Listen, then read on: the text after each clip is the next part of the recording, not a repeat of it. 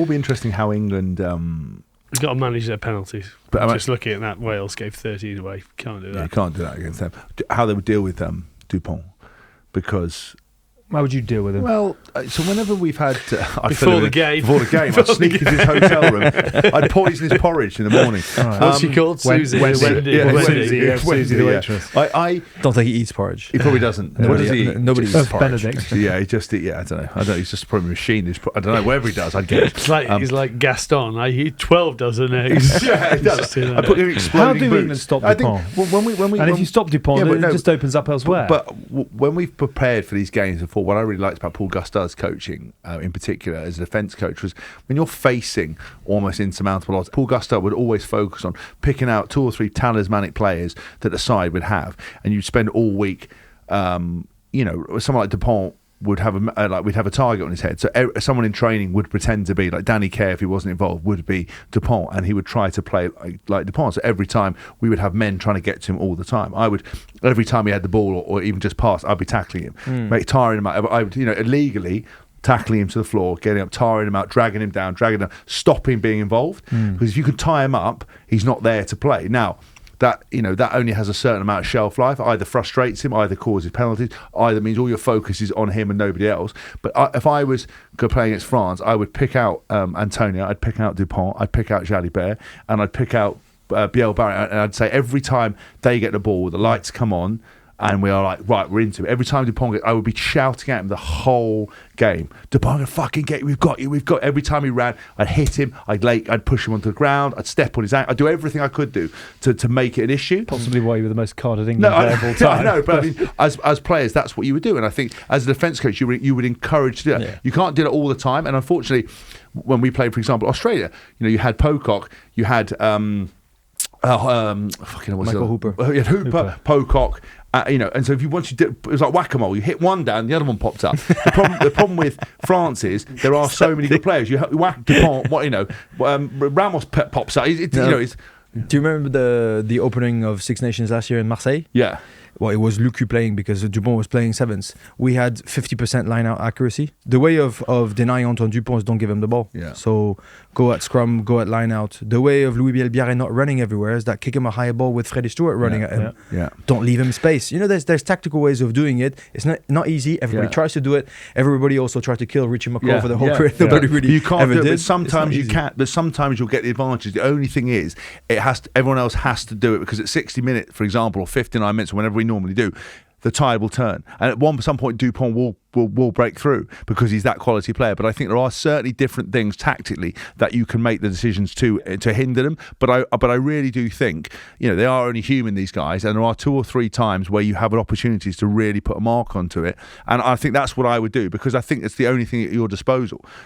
As well as don't kick out, don't give away loose ball, don't fucking kick idly against a French side that can offload.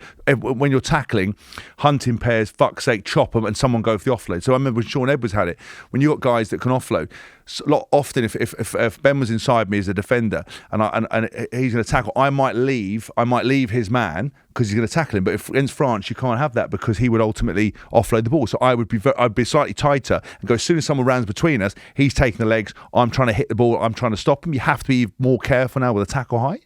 But I would focus on that and not allow them, because I'd rather them go round us than go through us with offloads, because once you get offloads, you're on the back foot and you can't reset to then blitz defence. So what I would like to do is I would have that real kind of eye on offloading all week. I'll be training. I'd have the opposition playing. The 9 and 10 of the opposition team this week for the non-England team are vital. All the players that aren't in that 22 or 23 have to absolutely step up and put a massive shift in for the guys, because they have to play offloading, they have to play fucking loose play, they have to play counter-attack, they have to be really physical in the set piece, they have to cause them trouble. And whoever's the opposition 9, whether it's Spencer, has to, he's going to have to get flattened all week. I think Spencer's going to be pretty much as fucked off, so he will do his best. I would. To give that. I think just to add, we talked about this I think last week, and what they did, what Cameron Roygaard did to Dupont in the New Zealand game, and how much he was just solely there to get as fast through the ruck or around the ruck as he could to get on him. and don't take away his time. Don't let it be the job of the whatever you want to call it, bodyguard, waiting for him to run and waiting for him to make decisions. Someone go after him, someone quick. So it's going to be a 9. And then I agree with Ben. It's like put them in a place where they don't want to be. If you're an England fan, the one thing they'll always do is watch other teams and go, why can't we do that? We need to get Sean Edwards. We need to play that breed of rugby. It's a mix of both. I think that's what I mean. I was going to ask. I think some of it is naturally talented. Do you know what I mean? That's why I always get a little bit embarrassed when you talk about the French system and the setup, etc. We're also blessed with the golden generation. Period. How many times are we going to have an Antoine Dupont with us? And then you said, and he's the talisman of the confidence of everyone. Everybody wants to follow him. What's he like within that squad? Is he one of the lads, as in it's all equal, or does everyone look up to him because he is that much better than... And we're very lucky because he can never get too big-headed because, I said this to you, because he started rugby age 6-7 with Anthony Gelon, with Greg Alderit, with all those guys. So he's got his brothers in arms that so happened to play with him in Toulouse and for the French team. So he's just a normal lad. He's a naturally very shy, very discreet type of person. Just like me. You see, Hask, he's the opposite inversion of James Haskell. Exactly. Yeah. No, his parents are farmers. His father passed away, unfortunately, very close to the mom. Goes roughly there, an hour and a half away from Toulouse, and shovels pig shit most Sundays. And then on a Monday, he'll be doing a photo shoot for Louis Vuitton. That's his life at the moment. Yeah. So he's a very balanced, very discreet, very quiet one of the lads. He's not the most vocal during the week, but when he speaks, everybody starts listening. But he's not the motivator. He's not the guy who puts the music in the change room. Neither is he the guy who would bollock everybody during the week. But when he speaks, it resonates. Now, he also has, and he's earned it, he has the ability to take risk. If you take the first try of the French team against Wales, he goes back into the blind side roughly 60 seconds before that first try and kicks a terrible kick to Atisogbe, who didn't react to him. Right, yes. And everybody looks at each other and he looked bad. He took a risk. He went on his own. They took the M25 around the Welsh defense, and he was going nowhere sideways. And honestly, if he would have been anybody else, you'd be like, he's lost his marbles.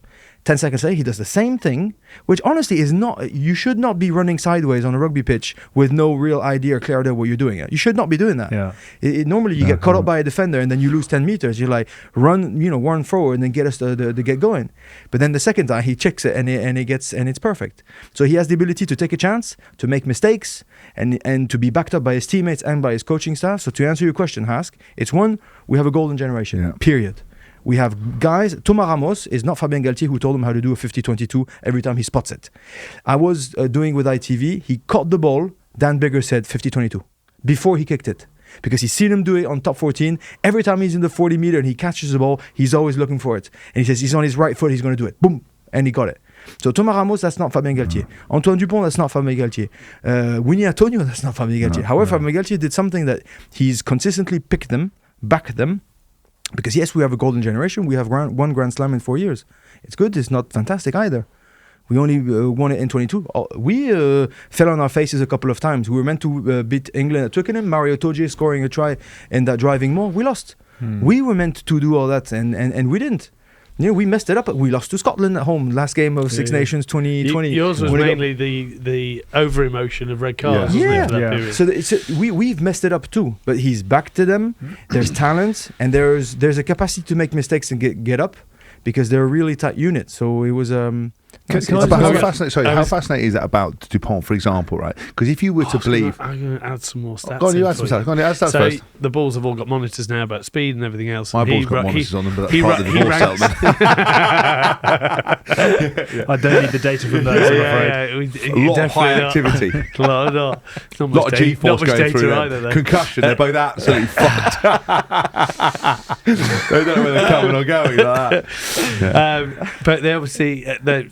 Anyway, the sensors are in the balls. Very good. So he ranks the bottom out of don't we all? Out of speed. That's great. That's about and the balls get as the speed of the pass of all 12 scrum halves that made a pass on the weekend. So it just shows that he's never standing at the back of a ruck and just thinking, Whipping. I'm going to wang this as fast as I can at the 10. He is, because can you arguably actually just he make is that point so again? strong. I've just So got if Hask. he did do that, I reckon he'd send it. So we think he'd Dupont break does this. not have the fastest of the passes. Because No, he's he's not got the Aaron bottom. Smith. He's He's the got the base. slowest. He's got the right. slowest pass, but he's never doing it at the base where you take a long lever and you then just ping it at your 10. He is always either it's a little pass out here or it's it's him just moving Sympathetic 2 steps. passes to somebody. It's him moving 2 steps. It's the variety of everything. A lot of time he's in motion when he passes, so you're never going to put it as quick as when you step into it off the base of a ruck.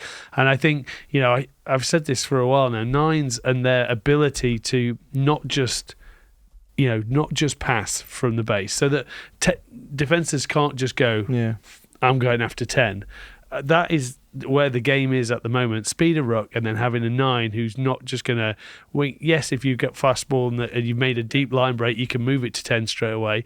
But also, Mitchell had the one where he just picked it up and ran. Unfortunately, he didn't drop Martin and he got buried. But we ended up scoring down the wing with Caden Murley afterwards. I was just going to say about the Dupont thing. It's very interesting. But the thing about Dupont is if you would have watched that objectively or thought you knew him, you would think it's a very different kind of character to what Ben's talked about.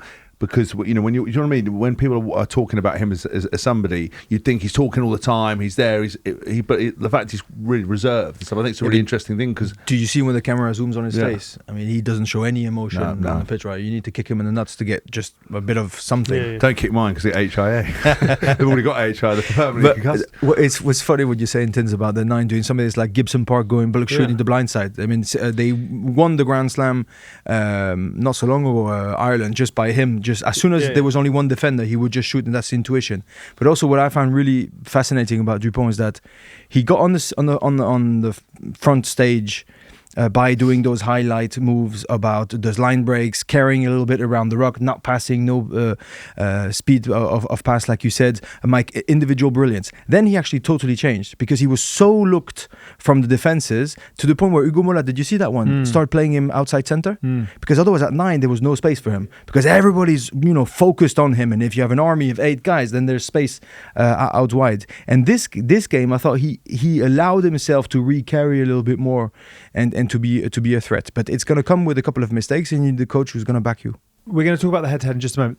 Very, very quickly, 2 passes to highlight. The Thomas Ramos ball over the top for Louis Biel-Barry. Yeah, just good tempo. Absolute. Putting the ball into space and then the man hit the line. The second, though, was the Dupont forward or not forward for the third try. Does the ball travel forward? Absolutely. And you would be blind not to think. Are his hands going backwards? Yes. I think it's a stupid law, but that's the law. Because otherwise, if you don't do that, then you can click and zoom and have a Wimbledon, lines, and 9 tries out of 10 with a pass that's more than 5 meters will be disallowed. So you're saying try stands? Try stands, yes. Cool. With the current law, try stands. But does the ball move forward? Yes. It's sort of, again, it's 45 points to nil. Sort of worried I about know, but but Wales might say it was a third try at a crucial moment. It is. It doesn't. What does the law say? What does the law say? Yeah. I think we've opened the door to it being that your ball can move forward as long as the hands go backwards. So it's a no-brainer.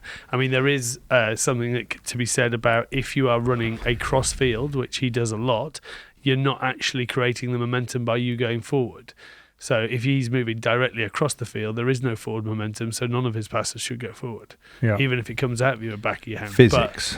But I think that, could you look into that? Because he sort of goes round and tries to spin it over the top, doesn't he? But at the end of the day, if it looks like his hands pass it backwards and it still goes forwards, they're the apples. Let's not look into it because we don't need somebody else in the bunker or whatever it is now pulling up things like that. That's fair.